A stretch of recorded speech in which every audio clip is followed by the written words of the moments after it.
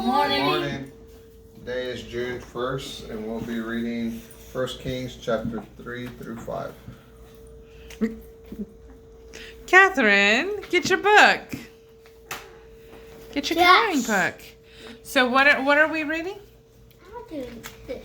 Kings. Oh, you're gonna color that? First Kings.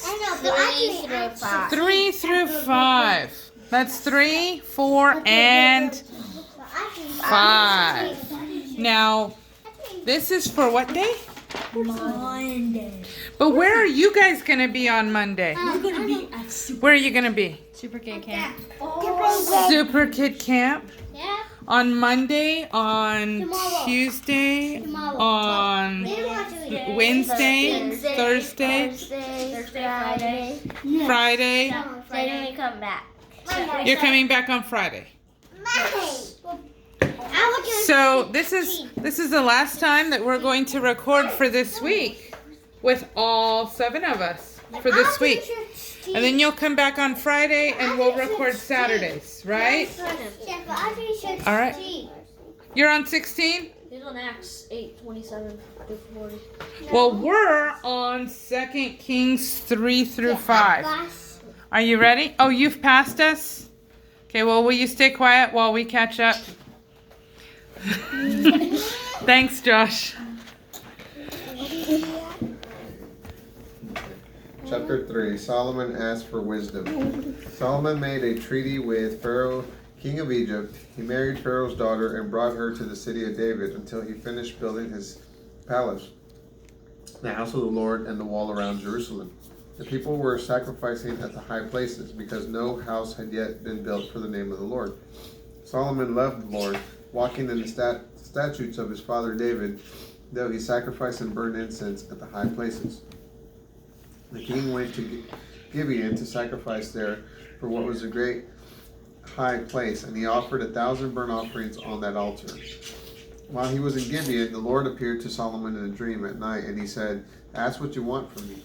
Solomon answered, "You have shown great mercy to your servant David, my father, because he walked before you in faithfulness, righteousness, and uprightness of heart toward you. And you have shown him great kindness in giving him a son to sit on the throne this day.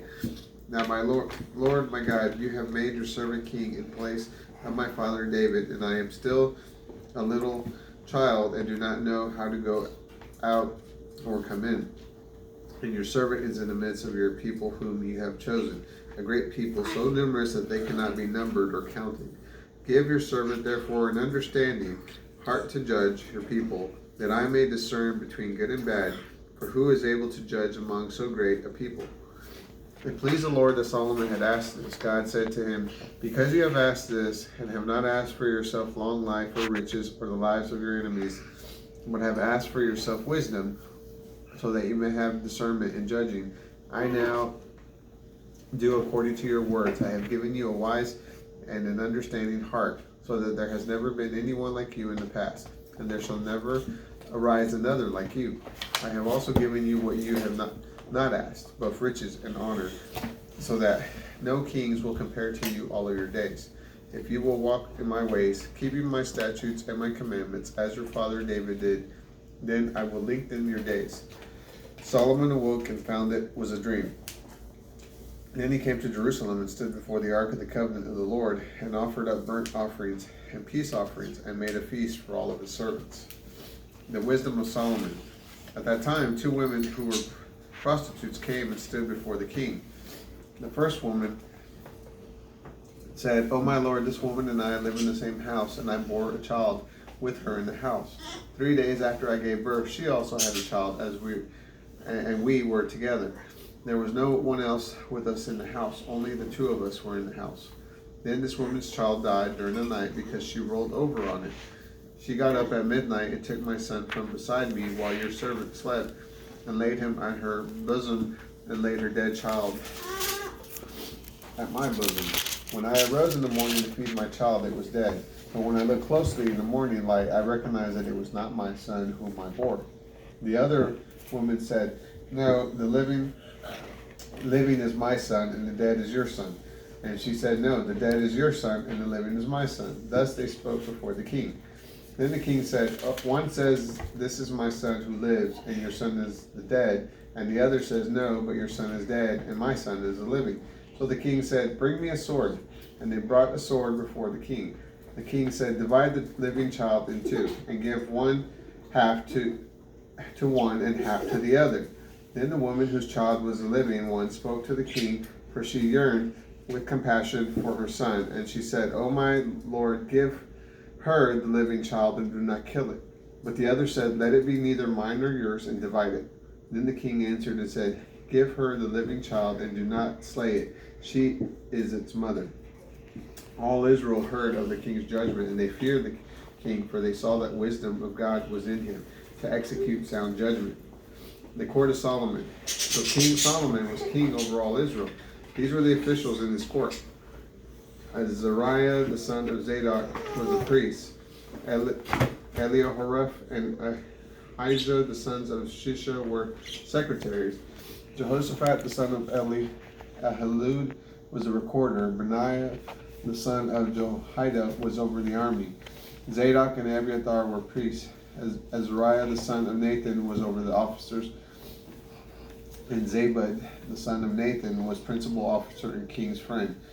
Ahishar was over the household, and Adoram, the son of Abna, was over the forced labor. Solomon had 12 officers over all Israel who made provision for the king and his household. Each man was assigned a month to make provision. These are their names. The son of Hur in Mount Ephraim, the son of Decher in Makaz and Shalbim, and Beth Shemesh and Elon Beth-Hanan, the son of Hesed in Arubah. To him belonged Succoth and all the land of Hepher. The son of Abinadab and all the region of Dor. He had Tapha, the daughter of Solomon, as his wife. Banner, the son of Ahilud in Tanash, Megiddo and all Beth Shan, that is by Zerathan beneath Jezreel, and from Beth Shan to Abel Meholah, as far as the other side of Jokmim. The son of Geber in Ramoth Gilead. To him pertain the towns of Jair, the son of Manasseh, which are in Gilead, and also the region of Argob, which is in Bashan. 60 great cities with walls and iron bars. Hinadab, the son of Iddo in Mahanaim. Ahimaaz in Naphtali. He had taken Basemath, the daughter of Solomon, as his wife. Bana, the son of Hushai in Asher and Aloth. Jehoshaphat, the son of Beruah in Issachar. Shimea, the son of Elah in Benjamin. Geber, the son of Uri in the country of Gilead, the country of Sihon, king of the Amorites, and of Og, king of Bashan. He was the only officer who was in that region. The wealth of Solomon. Judah and Israel had a large populace, as numerous as the sand by the sea. They ate and drank and were happy. Solomon reigned over all the kingdoms from the river to the land of the Philistines and to the border of Egypt. The people brought presents and served Solomon all the days of his life. Solomon's provision for one day was 30 cores of fine flour and 60 cores of meal, 10 fat oxen and 20 pasture-fed cattle, 100 sheep in addition to deer, roebucks, gazelle, and fatted poultry. For he had dominion over all the region on his side of the river, from Pispash to Gaza, over all the kings on this side of the river, and he had peace on all the borders of his land. Judah and Israel lived safely, every man under his vine and under his fig tree, from Dan to Beersheba, all the days of Solomon. Solomon had 40,000 stalls of horses for his chariots and 12,000 horsemen. Those officers made provision for King Solomon and for all who came to King Solomon's table, every man in his month, and they lacked nothing. Barley also and straw for the horses and dromedaries were brought to the place where the officers were, every man according to his charge. God gave Solomon wisdom and great depth of understanding, as well as compassion, as vast as the sand on the seashore. Solomon's wisdom excelled the wisdom of all people of the east country and all the wisdom of Egypt. For he was wiser than all the other men, wiser than Ethan, and the Ezrahite, Heman, Calcol, and Darda, the sons of Mahal. His fame spread throughout all surrounding nations. He spoke 3,000 proverbs, and his songs numbered 1,005. He spoke of trees, from the cedar tree that is in Lebanon to the hyssop that springs out of the wall. He also spoke of beasts and of fowl and of insects and fish. People from all over came to hear the wisdom of Solomon from all the kings of the earth who had heard of his wisdom. Chapter 5. Plans to build the temple. Now Hiram, king of Tyre, sent his servants to Solomon, for he had heard that they had anointed him king in place of his father, and Hiram had always loved David. And Solomon sent word to Hiram, saying, "You know how David, my father, was unable to build a house for the name of the Lord his God, because of the walls all around him, until the Lord put his enemies under his feet. But now the Lord my God has given me peace on every side, so that there is neither adversary nor misfortune. So know that I plan to build a house to honor the name of the Lord my God, just as the Lord spoke to my father David, saying, Your son whom I set on your throne after you shall build a house to honor my name.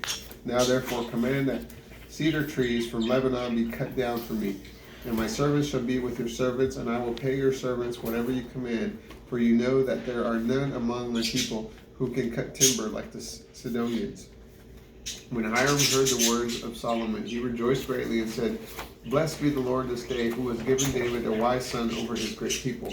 Hiram sent to Solomon, saying, "I have considered the things which you contacted me about, and I will do all you have asked concerning timber of cedar and fir. My servants shall bring them down from Lebanon to the sea, and I will send them by sea in floats to the place that you shall name. I will cause them to be discharged into your care there. And in return you will meet my wishes by giving food for my household." So Hiram gave Solomon cedar trees and fir trees as he desired. Solomon gave Hiram 20,000 cores of wheat for his household and 20 baths of pure oil. This is what Solomon gave to Hiram each year. The Lord gave Solomon wisdom as he promised, and there was peace between Hiram and Solomon as they made a treaty together. King Solomon drafted men from all Israel, totaling 30,000 men. He sent them to Lebanon in turns, 10,000 a month, with each spending a month in Lebanon and 2 months at home. Adoniram administered the labor force. Solomon had 70,000 porters and 80,000 stone cutters in the mountains, not counting the chief of Solomon's officers who were over the work, 3,300 who ruled over the people who did the work. At the king's command, they quarried out great costly stones in order to lay the foundations of the house with dressed stones.